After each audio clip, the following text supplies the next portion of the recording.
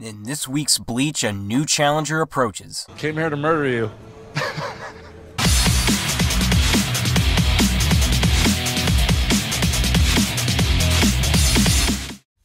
Bleach Chapter 572, The Blaster, begins with Asane watching as Yachiru decides it's the appropriate time to start dancing with her Zanpakuto. It's fun to stay at the YMCA. She notices how different her Shikai is from everyone else's, but she's interrupted by the return of Creepy Perv. I'm big! He says he's quick enough to dodge her attacks, but at that moment he has a hole blasted right through his shoulder. That just happened. Turns out it was done by another Stern Ritter who managed to get his way into Isane's barrier. He mocks the Vanishing, calling him a product of his own fantasy, which pisses him off and forces him to attack, but the kid does not seem fazed. What is the 5 fingers say to the face? What?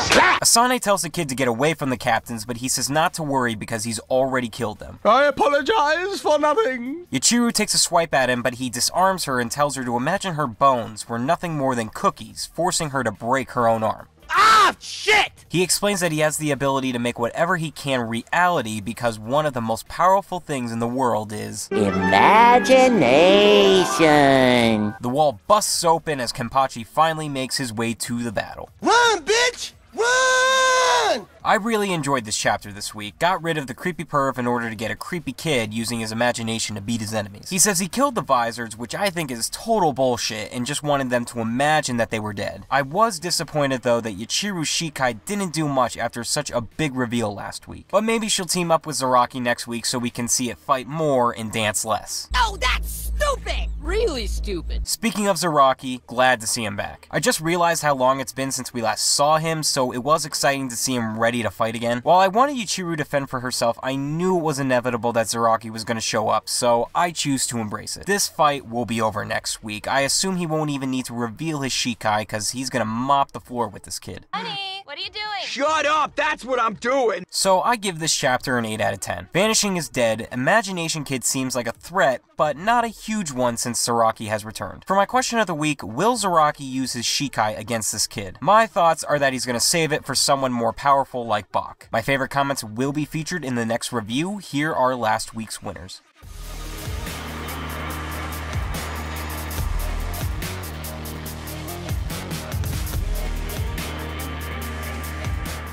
That does it for me. Remember to leave your thoughts on the chapter and answer to my question in the comments below. Like and subscribe for more weekly Bleach chapter reviews, and follow me on Twitter or DeviantArt. Links always in the description. I'll be back next week with a Kenpachi ass kicking. Peace.